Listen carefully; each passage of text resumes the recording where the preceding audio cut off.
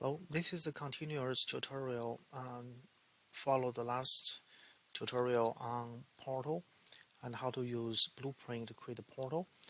Today I want to concentrate on the billboard, which you can see these three here. Is also using the BP. But before that, I just want to give you a super quick update on this level.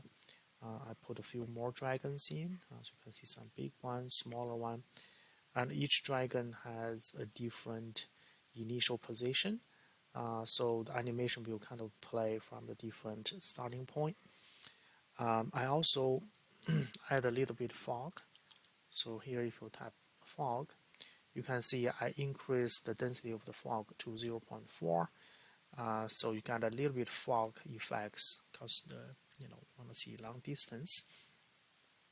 So here if I play, you can sort of see the fog effects gonna impact the lighting. If I against the sunlight, you can see some God ray. This is a pretty cool lighting effects. If you do have the fog gonna give you this pretty cool light rays. We call it God lights. All right. So that's the minor updates. Another quick update is on the dragon. This is a common practice. If you open a static mesh, usually you want to have level of detail. By default, I think it's 1. But for the gameplay, if you want this dragon be in pretty distance, which is rendered pretty small, you can increase the number of LOD, level of detail. Then you apply the changes. That will give you the multiple versions of level of detail. I just make it easier for rendering if the dragon is pretty tiny in distance. Also, I want to mention, because we are using the same dragon multiple times, so from the rendering perspective, it doesn't cost too much because they all share the same kind of resource in the content library. Right? They are basically the same dragon, just used multiple times. All right, so that's about the minor updates. But today, I really want to just mention how to create a billboard, something like this. So if I play, I can see there's 3 billboards. They all have a little bit different content for text. So this one talk about how to use the hotkeys. This is a kind of mock-up for the game introduction. I did this in ChatGPT. And this one is just a default text. If you don't edit anything, this will be the default. The way I made this is, if I browse to asset, I create this actor. If I drag the actor in, this is the default, right? And once this instance is in the level, then in the detail panel, you are able to edit the content. Right? So by default, this is the content, but I can say hello, right? This is a test. So you can give this, and then if you play, you can see this new one has this hello, this is a test. It just makes things a lot of easier. You can reuse this multiple times, and each instance in the level, you can have a customized text. If you do want to break the lines, you have to type line break, and then you can type hi, right? So the line break will allow you to have 2 lines. Right, so you can see the high is actually in the second. If I press C, right, you can see the high is actually in the second line. All right, so that's basically how this multi-line gonna work. So I will explain a little bit how this was set up. It's very similar like the portal. So right-click to the asset and double-click. You'll see this asset basically is a viewport. It's a bunch of objects. There's a cube here. The cube has a color, is a shader for wood. Also, it has this called a widget, which is right here. You can create a widget inside the 3D objects by add widget. Right? You can add this. So the widget basically is a placeholder. You can have a 2D widget component associated with it. So in this case, you see it's linked to widget class name is billboard. If I search, just stalking this, right? You can see the billboard right here is a widget. The way you can create a widget blueprint is right click. In the future, if you want to create by yourself, you can go to user interface, create widget blueprint. Right? Widget blueprint billboard basically is a two-dimension interface. You can define the border, you can define the text. This one is a multi-line. For the border, you can define the color, you can define the image as a texture. In the multi-line, I check this as a variable. So I'm out text, so that is a variable.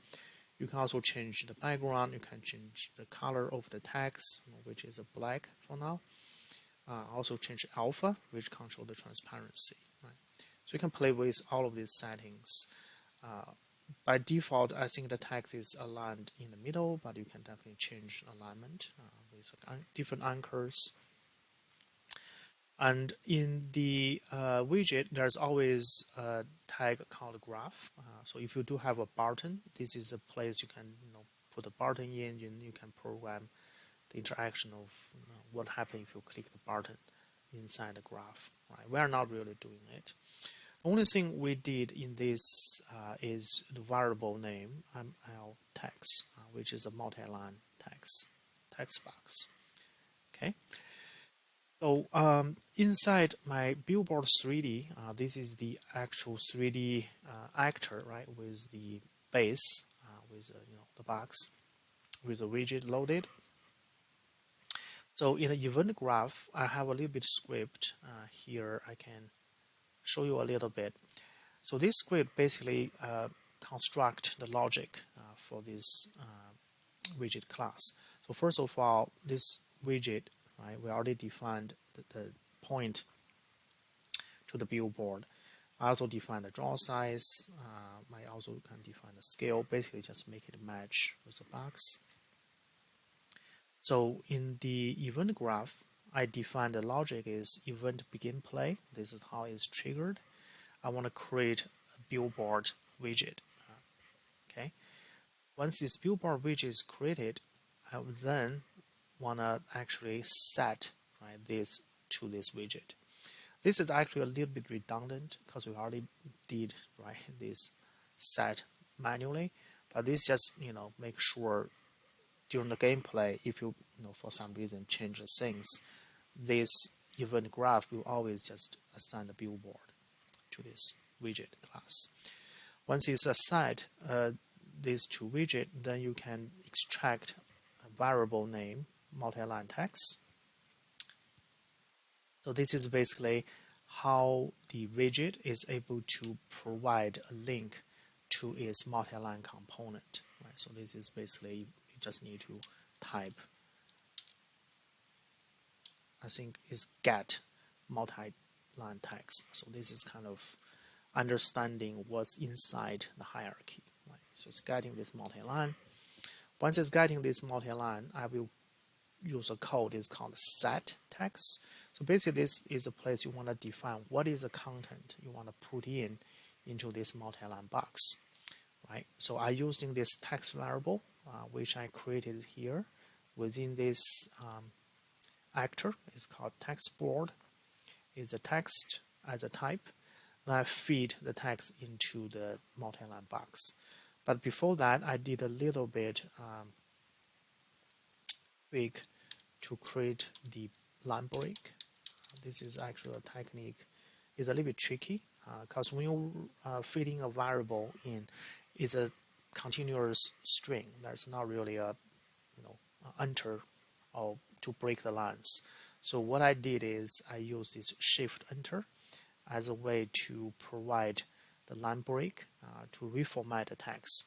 So what happened is the Unreal will read entire string, and whatever it see a code called line break, it's gonna provide a shift enter as the actual text, so which actually break the line. It's a little bit complicated, but if you try it, it should work pretty well. So you have to do is just in some of the text I can show you, and I have this code. It's called line break. It's a little bit tiny, but you can definitely check it. Put them into the bracket. Okay. Okay, I think that's the whole logic, how to create this really simple 3D billboard. In the future, you can just simply drag and drop, then you can give different tags. They can function as introduction of your game, right, of your level. Another good thing to do this as a actor with multiple instances, you can customize the look of this. I can see by default is a wood brick, but I can have stone, I can have metal. So the way you do is in whatever instance you dragged in, right? If you look at the details, you still have access to this component, and this component you can actually have access to the material. So for instance, if I think, well, I want to go to starter content, materials, I want to choose a different material to this bag, right? Maybe I want to have, I don't know, a golden material. Just drag and drop, you got a gold. Right? So it's pretty flexible. You can customize your material easily by drag and drop. So although they still share the same parent or the source in the library, but they can have a different look.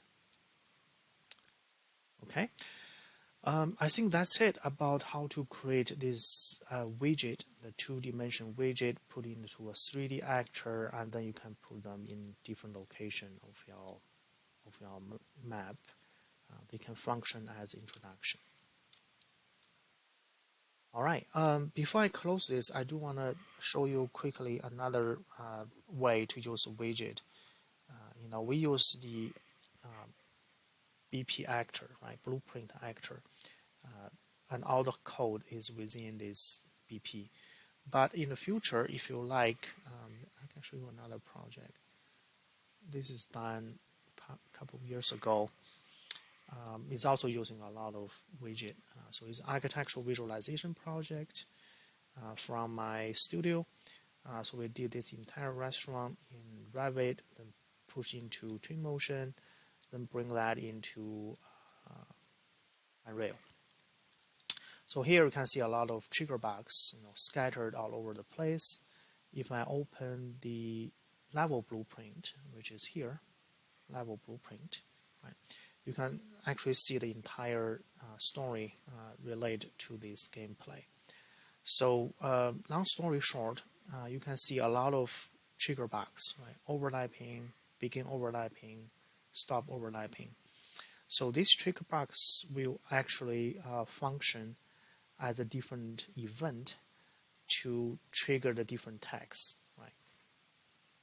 So the tags content in this case, you can see here have a bunch of tags here, and each of them has different, sentences. So it really depends on the location during the gameplay. These tags, right, will be fed directly into the text content. Right? The text content is this guy, right? Is actually the variable, is a text box multi-line variable. And so let's go ahead and play so you can get an idea. Okay, so let's go ahead and play. Right. So at the beginning, you can see the widget will actually show up in the middle of the screen. Again, I want to mention this is a little bit different from the one you saw in the Dragon level. So this is more two-dimension, right? It's not a three-dimension. Plus, you don't really need to have this in VR because VR this will be a bad practice. But you want to see the point is, so depends on where you go in a different part of the building, the text will change. Right? So for instance, if I overlap with the desk, you'll see the text change to greetings. So really depends on where your trigger box is, the text gonna actually updating. So it's a pretty robust way. You can have some instructions triggered in a different location. Talk to different, and also you see the text changed. But that's a fair drill. Anyway, so I just want to show you quickly about another way to use the widget. I think is relevant. So in the level blueprint, when I start begin play, I created this widget called instruction. Right. Once this widget is constructed, well, I can show you what this widget looks like. So search, and I can dock this. So you can see the instruction widget is super simple, just basically, transparent box. Also, there's a text on top, right? And the text content is also a variable. So text content is a variable. Just keep in mind. So here in the level blueprint, I create this widget, right? And then I put this widget to the viewport. This is important. You want to overlay this directly on top of the screen. Depends on the anchor point, it will show up in a different location of the screen. And also, I will extract the text content, right, which is the text box, from this widget, and then I will set this actually right here. I will set this as a text content variable within the level blueprint. So basically, this became the kind of placeholder. This variable gonna in the future be updated. So by default, there is a text one, which is this one, the welcome greeting text. So this one is fitted into the text content. That's it. But in the future, during the different gameplay, depends on which trigger being triggered. You can see there the different text be setted into the text content. Right, so text content will be the target. You will have the new text set in. In fact, if I just right click, I will find reference, right? And you can see there's multiple locations, right? Sometimes you set the text, sometimes you get the text, and then you set it. So this is how this text box, right, has been updated over time, triggered by the different trigger box. So that's another way to using the widget, is you do this in a level blueprint, and you set up different variables, and depends on the storyline, you feed in these different texts into the same variables, right, into the text variables, text content variables over time. And also just make sure at the beginning you do need to create the 2D widget and make it overlay on top of the viewport. You need to give the connection to its text content. Then later you can update over and over. Okay, I think that's it about the widget. I know it's a big topic, so just make sure you play with it. In this menu, I do have a few other widgets here just as a placeholder. You guys feel free to play with it. They are definitely something you can add it over time. There's also a button.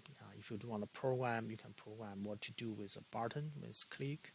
It could go to another widget. It could play a sound. It could do some magical stuff. All right. I think that's it.